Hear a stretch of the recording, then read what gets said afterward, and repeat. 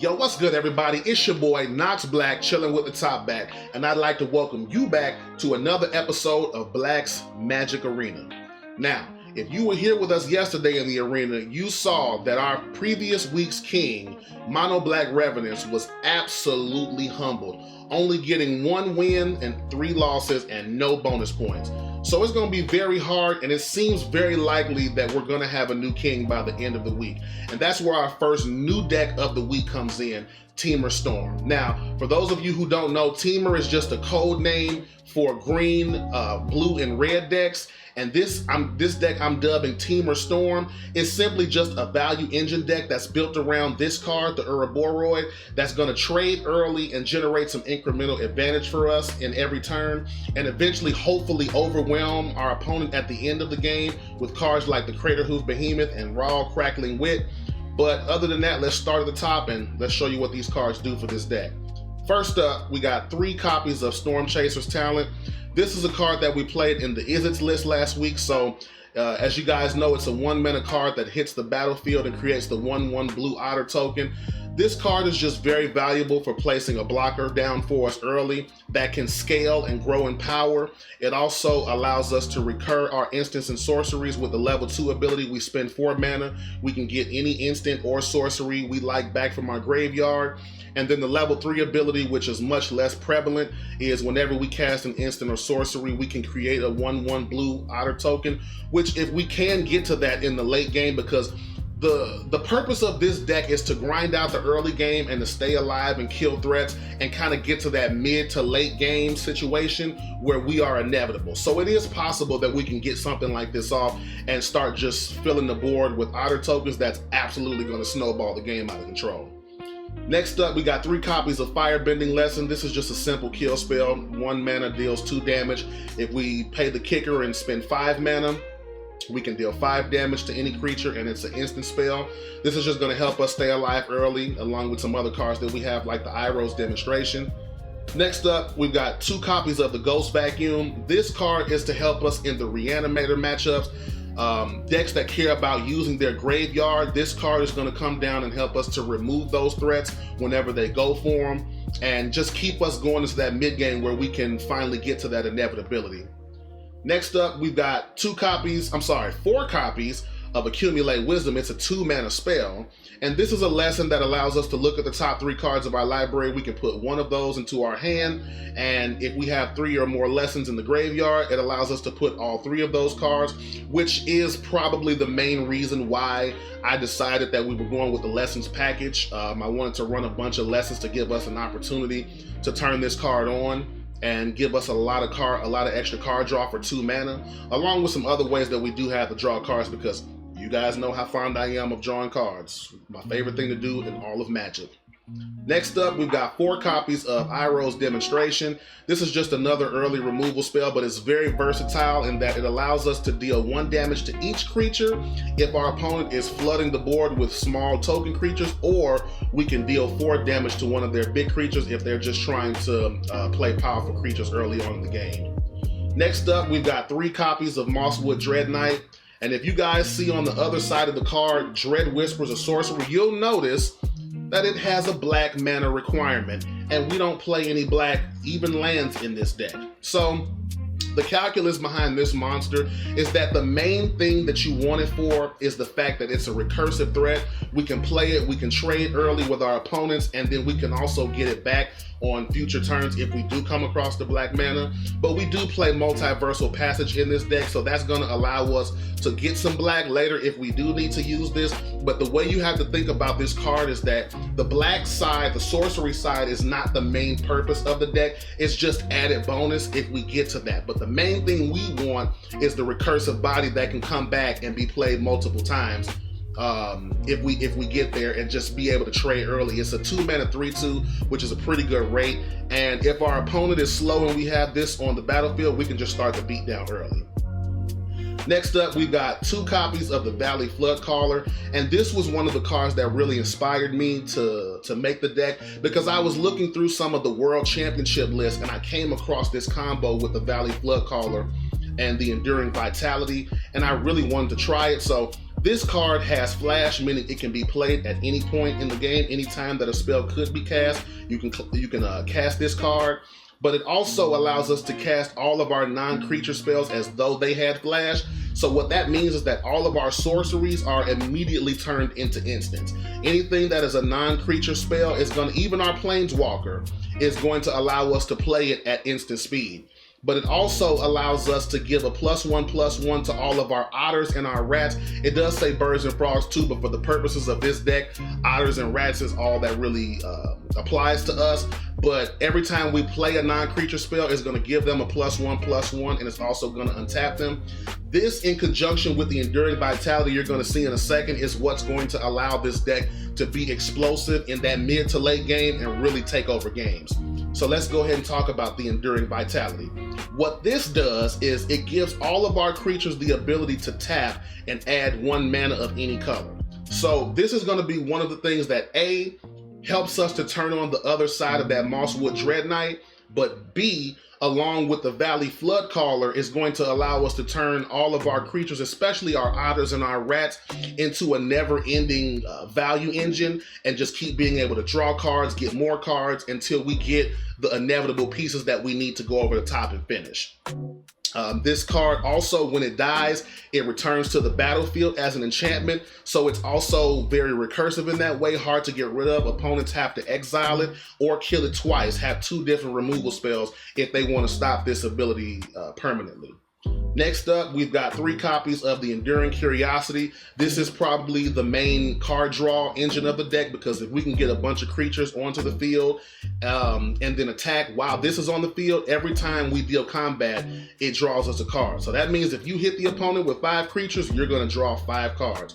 This thing also has the same ability as the Enduring Vitality, in that when it dies, it returns to the battlefield as an enchantment, making it a very good recursive threat and giving us those benefits turn after turn. Next up, we've got 4 copies of Ouroboros, because of course we're playing the Ouroboros. Like, it's just one of the best cards in the game right now, hands down. Edge of Eternities has just been one of the best sets of the year, and this is definitely one of the cards that's a major reason why. At the beginning of combat, we can put X +1/+1 counters on every creature that we control, where X is this creature's power. So this is something that just scales and scales and snowballs out of control. Once we've got all of those different otters and rats on the field and the Flood Caller, I mean, things can absolutely just go crazy and allow us to loop and loop and loop and continue to play spells until we get to the final piece of our inevitability. Next up, we have 2 copies of Ral, Crackling Wit. This Planeswalker is going to also help us gain some inevitability, but it also helps us gain some tempo in the game, because for 4 mana it comes down and it allows us to plus it and get a 1/1 blue otter token that has prowess. So it's the same type of token that we get off of the Storm Chaser's talent. It just allows us to scale and grow every time we play our instants and sorceries. And it can really be big in the beatdown plan if that's what we're going for, but it's also like creating an extra mana if we have the Enduring Vitality on the field. Its -3 ability allows us to draw 3 cards and then discard 2. This can just be really good if we just need to see a specific card. We don't really care about the 2 that we have to get rid of if we're seeing the 1 card that's going to actually help us win the game.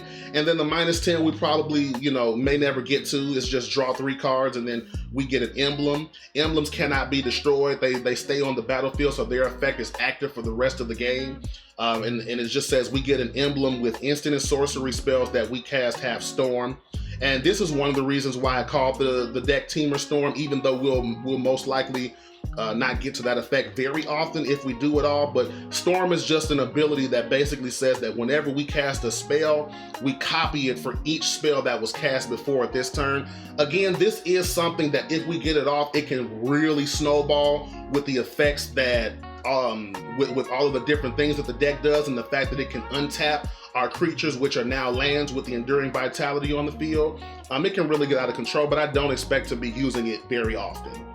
Next up, we've got 1 copy of the Craterhoof Behemoth, and this is just our finisher, right? Once we've kind of thoroughly controlled the opponent and we're getting to that mid to late game stage, we've got some creatures on the battlefield. Maybe they're not quite big enough to go over the top of the opponent, but once we play this gives all of our creatures +X until the end of the turn, where X is the number of creatures that we control.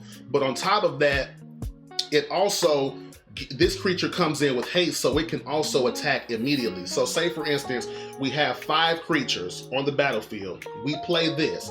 Every creature on the battlefield is now going to get a +6/+6 and trample, and be able to just go ahead, and 9 times out of 10, if this hits the battlefield, it's like Kenshiro. You're already dead, right? So this is going to be our big finisher, but you don't want to see it really until the end of the game, which is why we only have one of them in the deck. This deck does draw a lot of cards, and so it's not going to be too hard to find it whenever we do need it. And then last up, we've got 2 copies of Song of Totentons.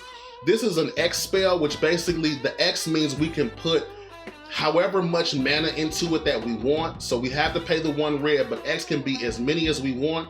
And basically what this says is, let me go back to it. This says create X 1/1 black rat creature tokens. So if we spend 6 mana, that means we make 5 tokens. Now keep in mind, Enduring Vitality on the board, now all of those are mana, but it also gives every creature on the battlefield haste. This is very important because if we give them haste with the Enduring Vitality, now everything is a land that can be used to play other cards. You combine that with the Valley Floodcaller, which every time we play a non-creature spell, untaps all of our otters and our rats. This is how the deck really starts to snowball and roll opponents into the ground. So this is the list. We're going to go ahead and take a look at the lands. We've just got 2 basic islands, 1 copy of Fire Nation Palace, because this is going to allow us to give those creatures firebending, allowing us to further play more spells and do more broken things. We've got 1 basic mountain, 3 basic forests. We've got 4 copies of Spire Bluff Canal to give us red and blue lands. We've got 4 copies of the Thornspire Verge to give us red and green lands. 4 copies of Botanical Sanctum. This is for green or blue. 1 Breeding Pool just to give us an extra untapped land. And then the Multiversal Passage, which is just meant to fix the mana. Because we are a 3-color deck, this is just meant to kind of fix the mana base if we are lacking something when we need it. But outside of that, I'm very, very excited about this deck list. It took me quite a long time to put this one together, but I think we finally dialed it into something that's worthy of being included in the Black Magic Gauntlet. So outside of that, we're going to go ahead and get into some games. I can't wait, and I will see you guys there. All right, so today we're going to be playing a little bit of Temur Storm. I really got interested in this deck when I saw a World Championship list that played a couple of these cards, and it made me want to do something a little bit different, a little bit of my own, but we're going to try it out and see how it goes today. So opponent's going first, and this looks like a fairly keepable hand. We draw a land. We got a little bit of well, we don't really have any interaction with creatures, but we do have graveyard interaction. We've got the raw, and we've got some card draw, so let's do it. Let's do it. I think I'm going to play this Multiversal Passage on turn 1, and we got another one as well. So, okay. Yeah, play that for blue. So now we've got enough to get the raw online turn 4. We can get the Flood Caller on turn 3, and if it lives, we can even play the raw at instant speed. Now, the if it lives part is very questionable. Very questionable. But we do what we can. Let's get it. Leonidas, it looks like we might be playing against some type of control. Blue-white control. We're going to accumulate some wisdom. A little wisdom. I think I want curiosity. Get that, and we're going to play the Flood Caller. But we're going to do so on their turn. Because, yep, it has flash. We're going to do so at the end of their turn. They're still on 3 lands. Let's get the Flood Caller in.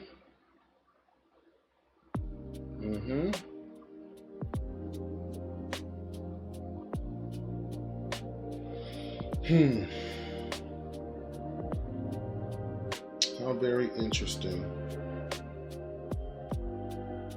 So now it's like I may just want to play the Raw. Yeah, I think we're just going to play Raw. I was going to play the Curiosity, but I think we're just going to play Raw.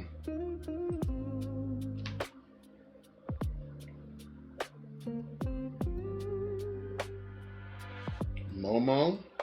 No, you waited all this time to play a Momo? Oh, they might be in trouble for show. Play this Raw.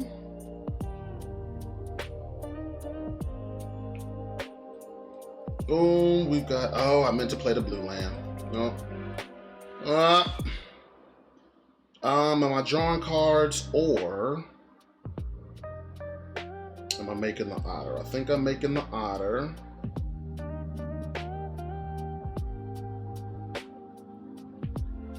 Let's go ahead and attack.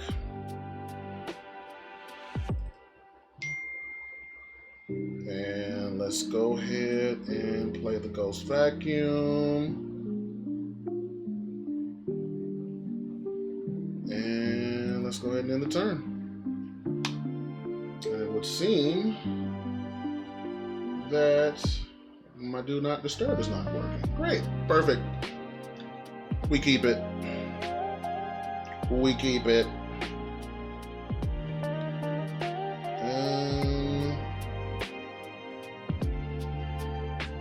Nurturing Pixie. So what are you gonna get back the Momo? Sure.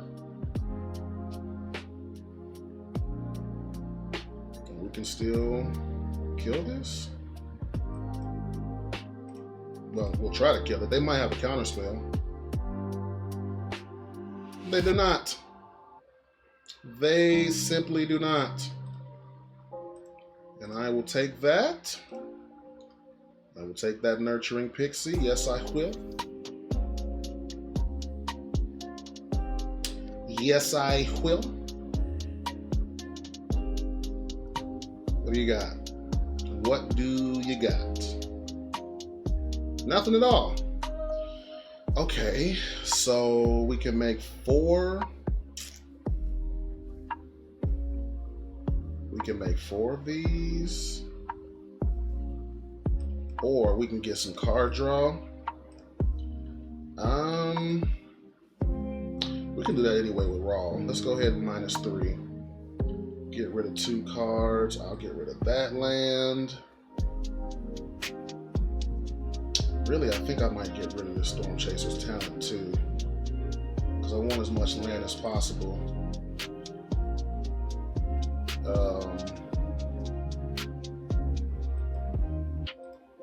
Let's go ahead and attack. And then at the end of their turn, if they do nothing, we'll flash in the Curiosity. We'll get some card draw on the following turn, some more card draw.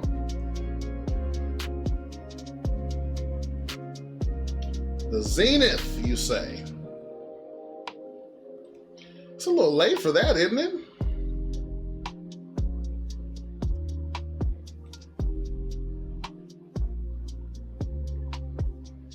How much? We got 6. So this is 7. Next turn we've got 8.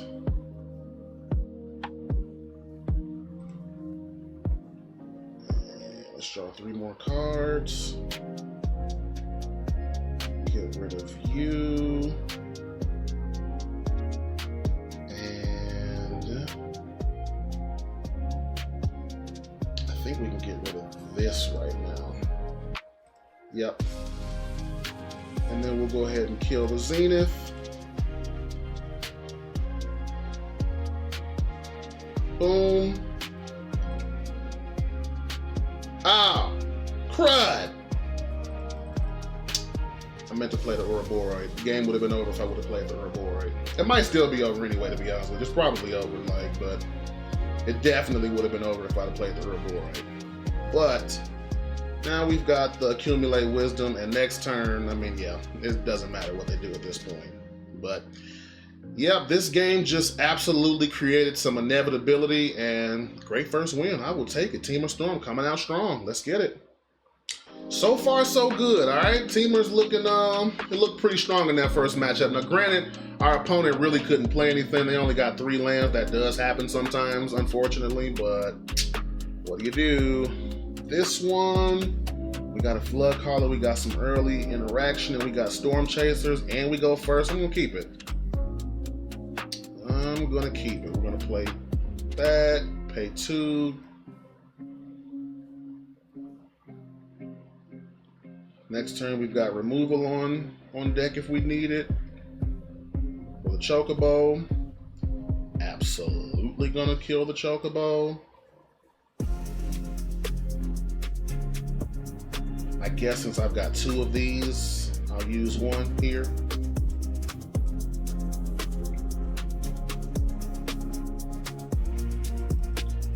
Let's go ahead and attack. All right, what do you got? Probably a Badger mode, right? Oh, shot. Now I need a green land.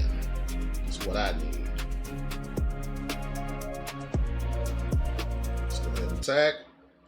We'll flash in the Flood Caller at the end of their turn. Our opponents just don't seem to be doing much today, do they? And this is why I'm glad I saved the Iros. This is exactly why I am so glad I saved the Iros. This is our green. Perfect. And actually, I'm going to pay the 2. Because I can do this. Get rid of them. Boom, boom. Tap, tap. I can attack. And then we'll go ahead and play the Dread Knight. And Mono Green is in trouble right now. Mono Green is in a lot of trouble. Playing a tap land here. Pretty good, pretty good. I don't know if that's what they want. Ah, you are so lucky, aren't you? You are just incredibly lucky. I mean, since I'm not doing anything else, I might as well use it to go get back Iros. Really wish I had another green here. Yeah. Let's go ahead and attack, though. Let's get back Iros demonstration. Let's see what the opponent can do about this.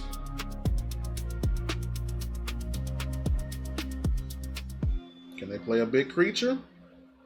They can play a big Overlord, but I can kill that Overlord. So that's going to be game.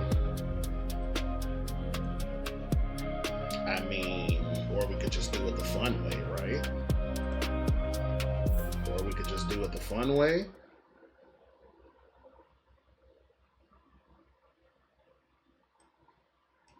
Let's do it the fun way. Just cuz.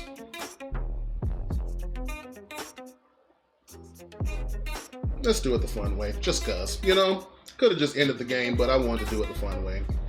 Victory is ours. Okay, Temur, I see you coming out strong in this week for the Black Magic Gauntlet, man. Doing the thing. So, the Ouroboros is really what creates a lot of inevitability in this matchup. Growing our creatures, like, it's just hard to keep up with, especially because we have so many early removal threats, you know? So, hey, the deck is doing what it's supposed to do, and that makes me extremely happy. All right, so Temur has got a huge opportunity right now. If it can win this 3rd game in a row, it's got a bonus point, the first bonus point of the week. But it's not going to be easy to do. We do have an early removal spell. We've got a couple of draw spells. So hopefully if we just find some extra lands, we should be okay in this one, especially going first. All we need to do is really just find our lands. I'm going to let that enter tapped.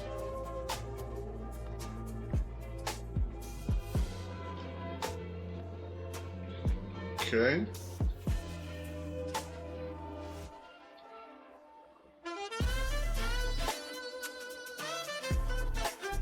Do that. We're going to pass the turn, and I'm going to have to use this accumulate wisdom to try and find a third land. Oh yeah, especially with them doing that.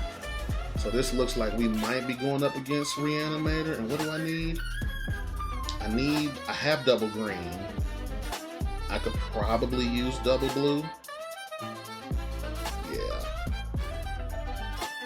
Yeah, let's do it. Let's get that. We'll probably do something similar next turn.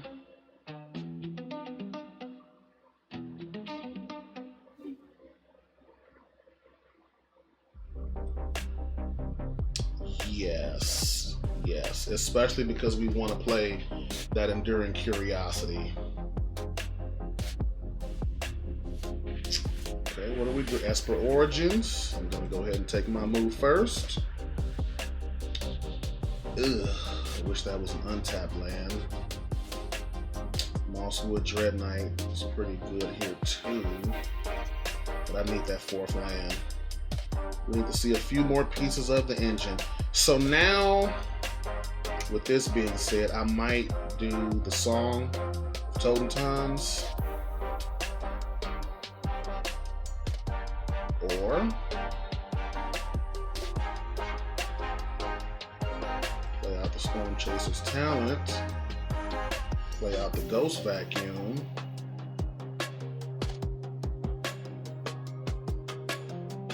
and then just hold. This is also going to help if this is some kind of a reanimation matchup.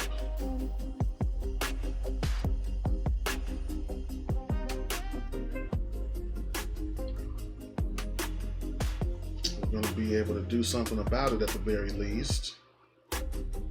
Also, we do have Ouroboroi online. And the Esper Origins creature. Is it too late? Can I not? That's on me. That's on me. I definitely should have did it before now. That's on me. That's on me. And I knew it too. I didn't think about it. That's absolutely on me. I'm gonna get it this turn. Okay.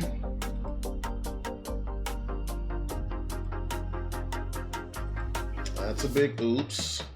I can't kill it though. Magic is giving me another chance.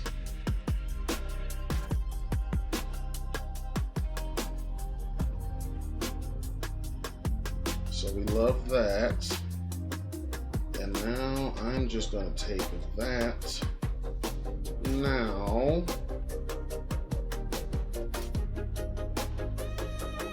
and we attack. And that is a Virtue of Persistence. Okay. So next turn I probably use the Song, get a couple of rats. Yuna, you say, during your turn. Need an untapped land?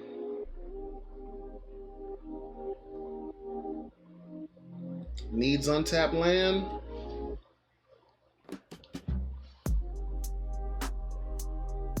Had to be that.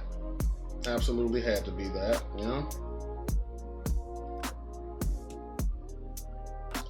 And it's also got War 2 now. Also has lifelink, yeah. Also has more Sheltered by Ghosts in the graveyard, which is insanity.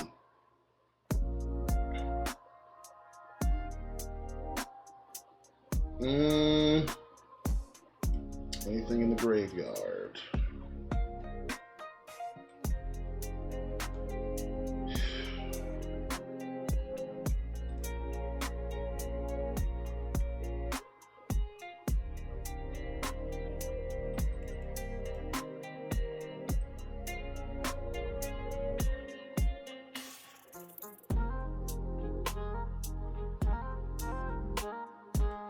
not gonna attack right now. What I want to do is make it to this next turn, right? And attack and play the Enduring Curiosity and draw a boatload of cards, because that's what I think we need right now. We could also use a Valley Flood Caller or an Enduring Vitality to turn all of these into lands and then play the Ouroboros. We don't have any creatures in our graveyard for them to take with that. They don't have any either. Summon Fenrir, you say? Summon Fenrir, you say? Summon Fenrir.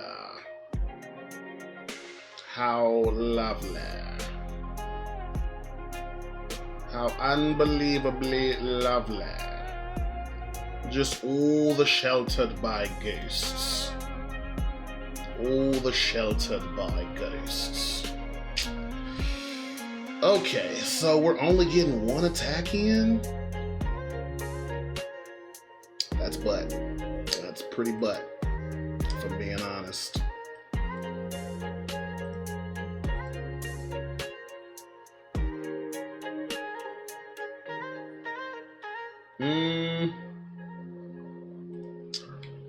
No attacks.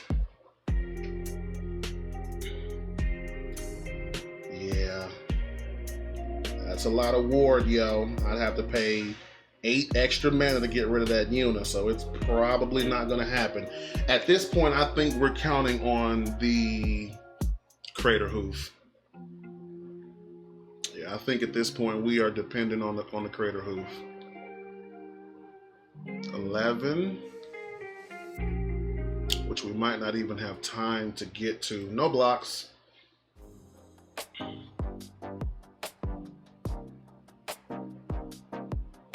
Yet another Shelter by Ghost. They have every Shelter by Ghost right now. This is insane. It's just absolute insanity.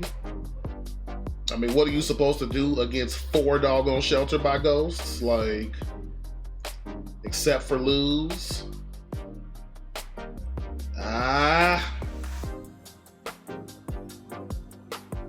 That's not gonna do it, is it? Let's see what we would have gotten.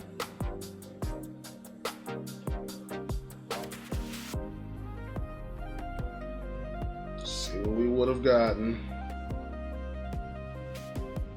They weren't letting me get any level of value. That's terrible.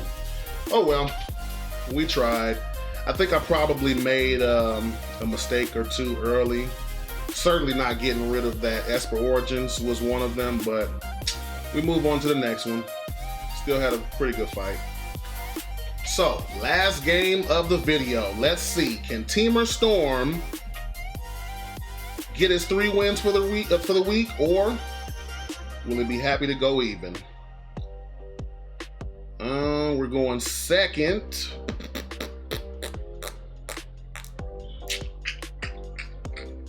It's a little slow, but we do have removal. We do have some card draw, and the Flood Caller is there. Let's keep it. Let's just go ahead and keep it. And if we don't get a target to remove, we can just go accumulate wisdom. And we did not. So we will. That's what we will do. Perforating Artist. What does this do? Each opponent loses 3 land. Okay. They have a raid ability.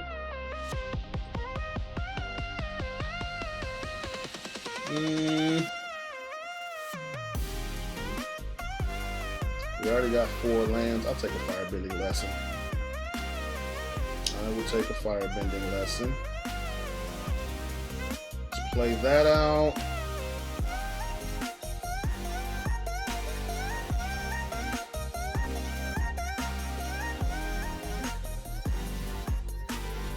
Let's just go ahead and kill him now. Yeah. I like that. I like that. Next turn, we play out the Flood Caller and then see what we can do from there. Emmer Stern Predator.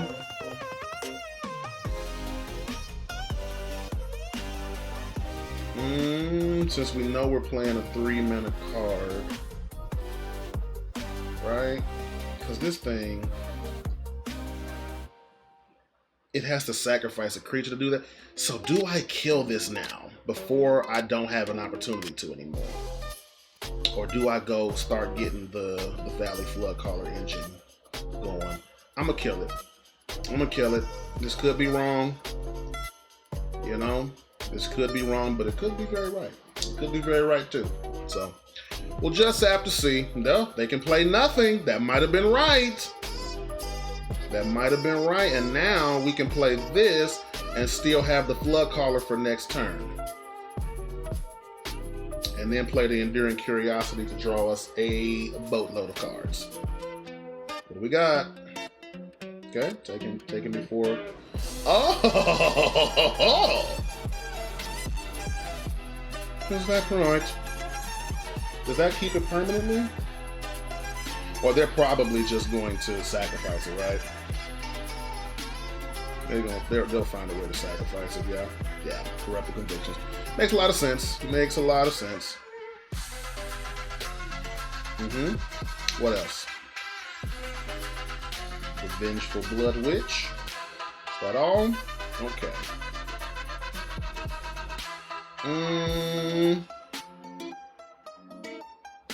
We attack. Are you blocking? You're not blocking. Flash him in.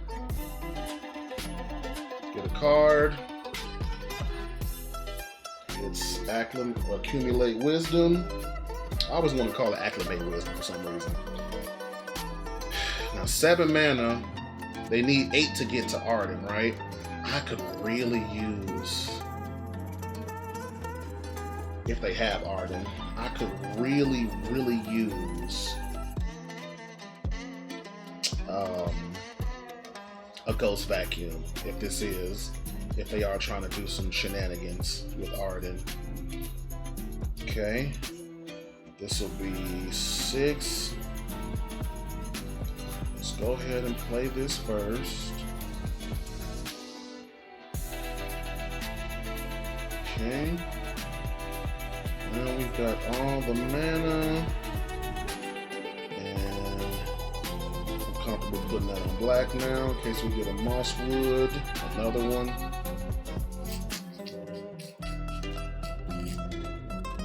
And do I attack? I think so, right? Don't I just go for it here?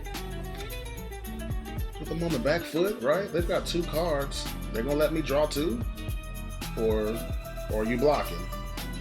It stays on the field regardless. They're gonna let me draw some cards. Okay. Very nice. Very nice. Now we've got another Mosswood. We can draw another card, but this Accumulate Wisdom is really gonna help us do the job when we're in town.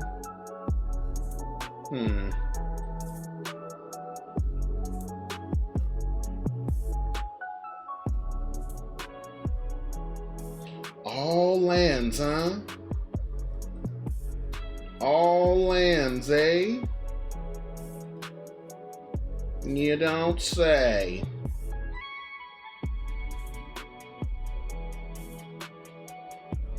Under its owner's control, yeah? Can you sacrifice it? I'll buy it. I'll buy it.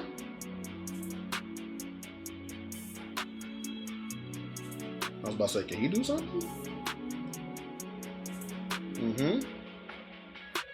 And now they should both come back to me, yeah?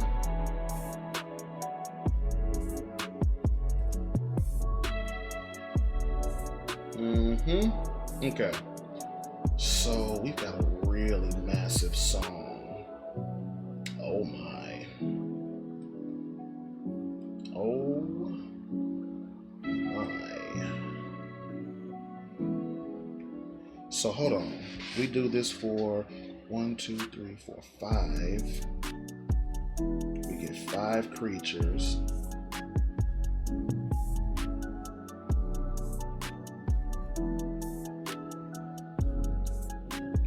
just do it for 6.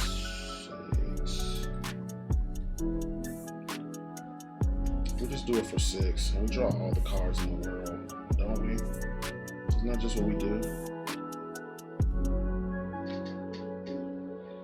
It'd be nice if we could draw another song too.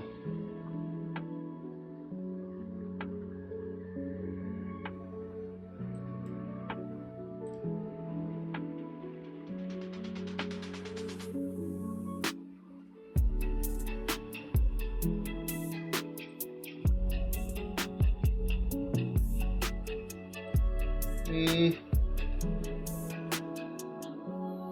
we go. I'm holding back the flood caller though. They've got one card in hand. Oh, I meant to hold back the flood caller. Oh well, we have another one. I definitely meant to hold it back though. But I mean, same time, if you want to double block that, like, be my guest, right? You taking 12. So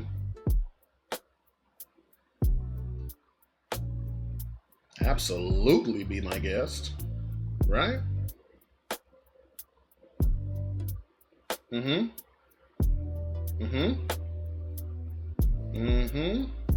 Oh, just gave up the game. Oh, wonderful.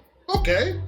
Didn't do the math on that one. Well, look, man, Temur Storm, it did the thing. And what it came here to do was to take the gauntlet by storm. And that's exactly what it did, man. So let's go ahead and take a look at the standings and see how things shake out for today. All right, so Temur Storm, man, this thing came in and absolutely put in some work, man. Like, I love what the deck does. I love the different decisions that it forces you to have to make. And you really have to get better at piloting in order to sequence this thing correctly, because there's so many different paths, so many different lines that you could take. But let's check out what it did. So this week it got 3 wins in its debut, only 1 loss. It did not get any bonus points, right? Right? Yeah, because we didn't play any cards that I would consider to be meta, and certainly no meta decks that we won against. But it still got a win rate of 0.75. And finished out with a grand total of 5 points. And I think this is actually going to be a strong contender this week in the gauntlet, man. It came through and did its thing. It can be very explosive, and it can really put the opponent on the back foot. So other than that, man, if you guys stayed this long into the video, I'd really appreciate it if I could get a like and a subscription for you. It really does help out the health of the channel. Outside of that, I will see you guys tomorrow in Black's Magic Arena. Peace.